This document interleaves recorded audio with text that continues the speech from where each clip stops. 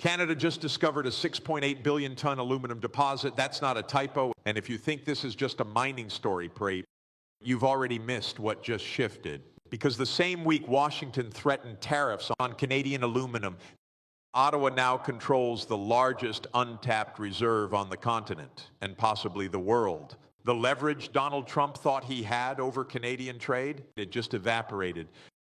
And the structural change this triggers may not be reversible. For decades, the North American aluminum relationship worked like this. Canada produced raw aluminum using cheap hydropower.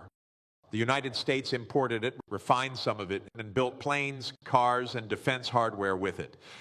Washington set the terms. Ottawa complied. Trade disputes flared up, but the power dynamic never actually flipped because the U.S. controlled end market access, and Canada needed that access more than Washington needed any single supplier. Aluminum wasn't sexy. It didn't make headlines like oil or rare earths, but it mattered. Every Boeing aircraft, every Ford F-150, every Lockheed Martin Joint Strike Fighter, aluminum intensive. And when Trump floated aluminum tariffs in his first term, then again in 2024, the assumption was always the same. Canada would negotiate, compromise, carve out exemptions, and move on. Because what else could Ottawa do? Walk away from the largest consumer market on earth? That assumption just broke. The relationship wasn't equal, but it was stable. Canada exported roughly 4.6 million metric tons of aluminum to the U.S. annually. American manufacturers depended on it. But dependency cuts both ways, and for years, the U.S. side of that dependency was invisible. It was priced into supply contracts, built into factory schedules, and assumed in Pentagon procurement timelines. No one questioned it because no one had to. In early 2025, Donald Trump's trade team began circulating draft language for a 25% tariff on all Canadian aluminum imports. The stated reason, national security and trade imbalance correction. The real reason, leverage. Tariffs aren't just revenue tools, they're negotiating pressure. You threaten the tariff, extract concessions on dairy or lumber or defense spending, then pause enforcement. It's a tested playbook, but this time the geological survey landed differently. A Canadian-led consortium announced the discovery of a massive bauxite, an aluminum-grade ore body in northern Quebec and Labrador, estimated at 6.8 billion tons. For context, that's roughly equivalent to the entire proven reserves of Guinea, one of the top 3 aluminum exporters globally. And it's located in stable, treaty-protected territory with existing hydropower infrastructure nearby. The timing wasn't coincidental. Ottawa had been sitting on preliminary surveys for months.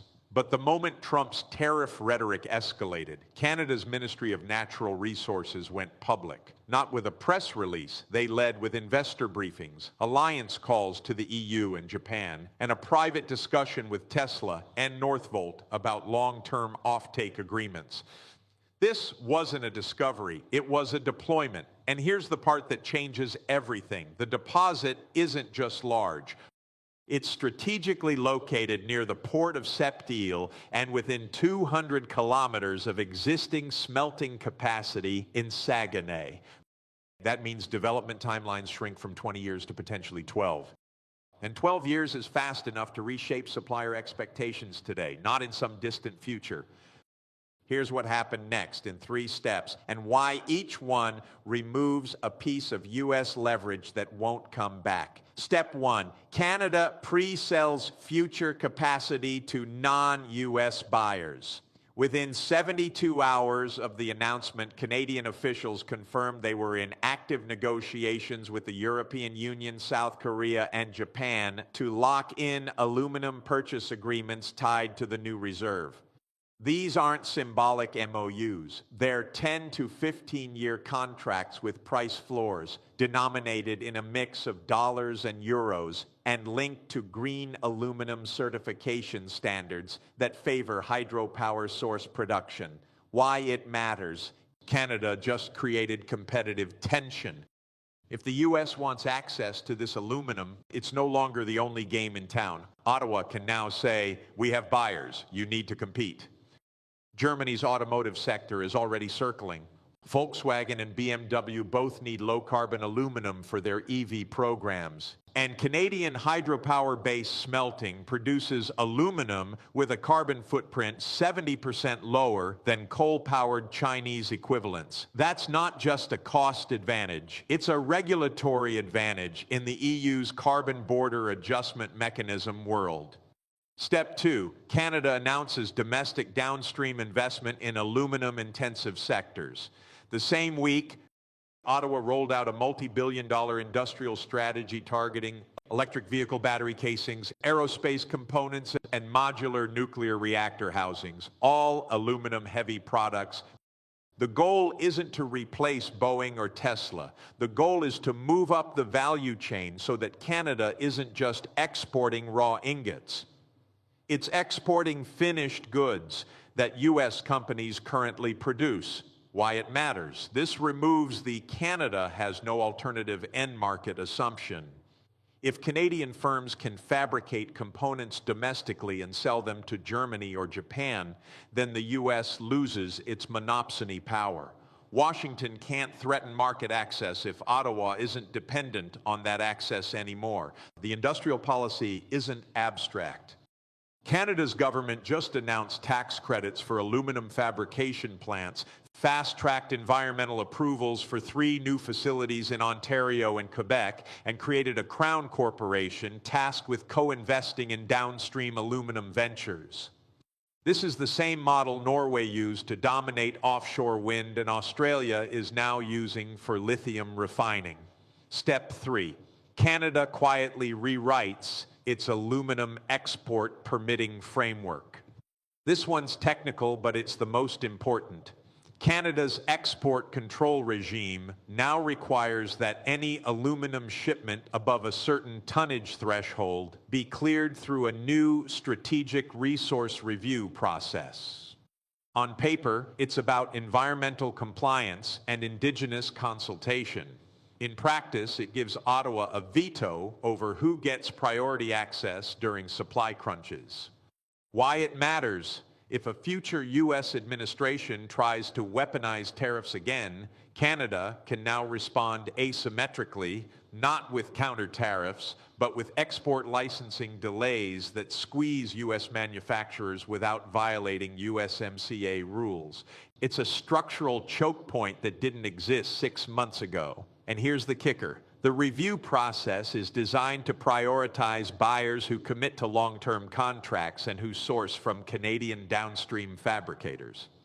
That means U.S. companies that want guaranteed supply now have an incentive to move production to Canada, or risk getting deprioritized when capacity gets tight.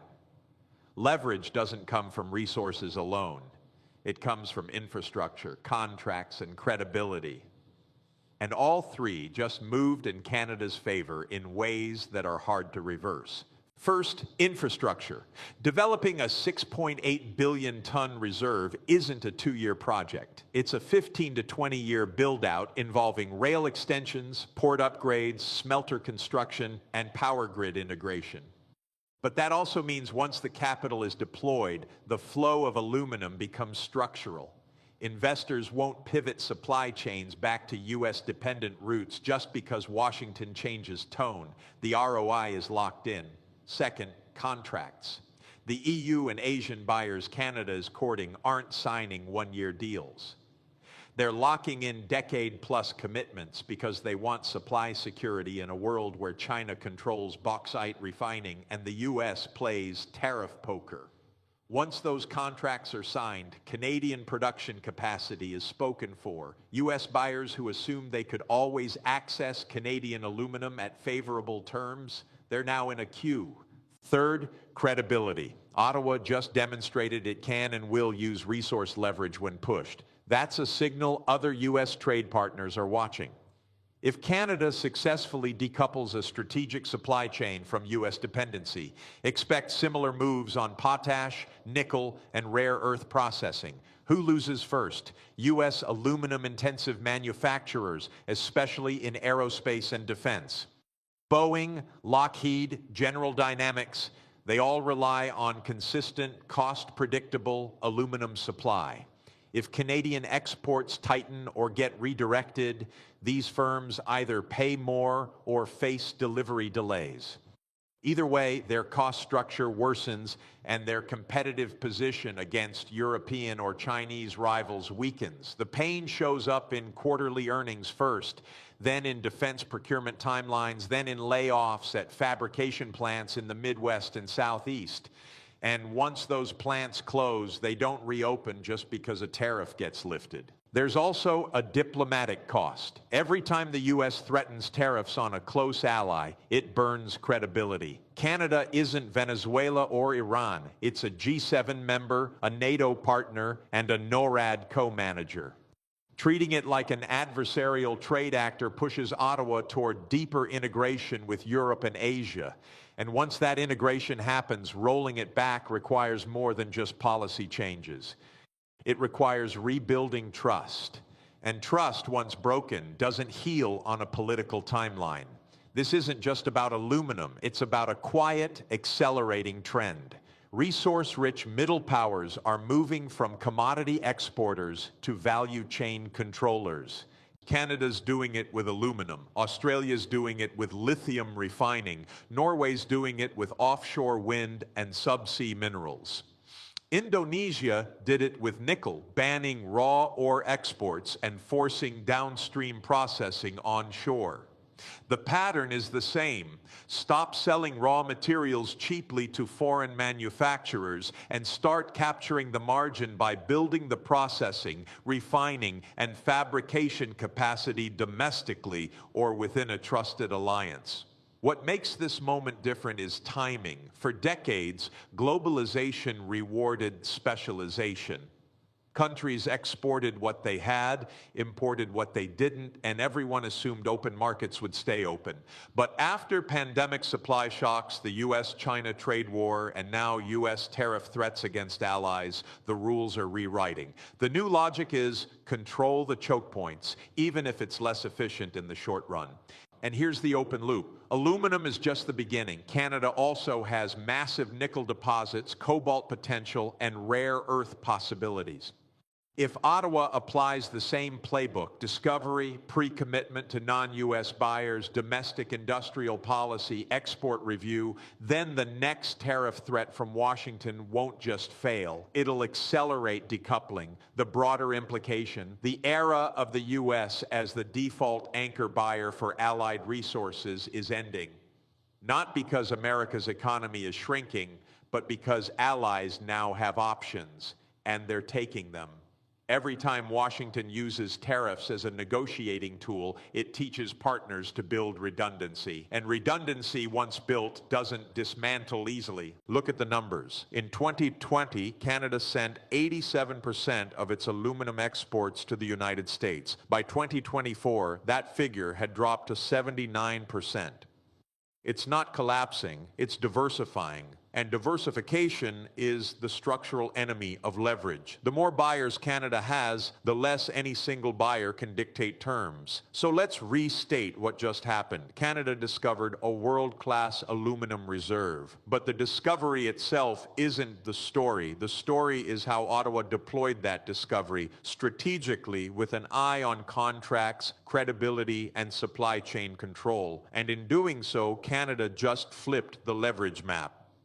The assumption that Washington could threaten tariffs and Ottawa would fold, that assumption depended on Canada having no alternatives. Now Canada has alternatives, plural, and they're being locked in with long-term contracts and infrastructure commitments that won't reverse just because a U.S. president changes rhetoric. Trump's tariff leverage didn't weaken, it collapsed, because leverage only works if the other side needs you more than you need them. And as of right now, U.S. aluminum-intensive industries need Canadian supply more than Canada needs unconditional U.S. market access. Here's what I want to know. Do you think this forces the U.S. to rethink tariff threats altogether, or does it just escalate the trade conflict into new sectors? And if you were advising a U.S. aerospace or EV manufacturer right now, would you tell them to secure Canadian aluminum contracts immediately, or start sourcing elsewhere and accept the cost hit? Drop your take below. And one more thing to watch. Canada's rare earth exploration licenses in the Northwest Territories just got fast-tracked last month. If the aluminum playbook works, that's the next card Ottawa plays. Keep your eyes on that.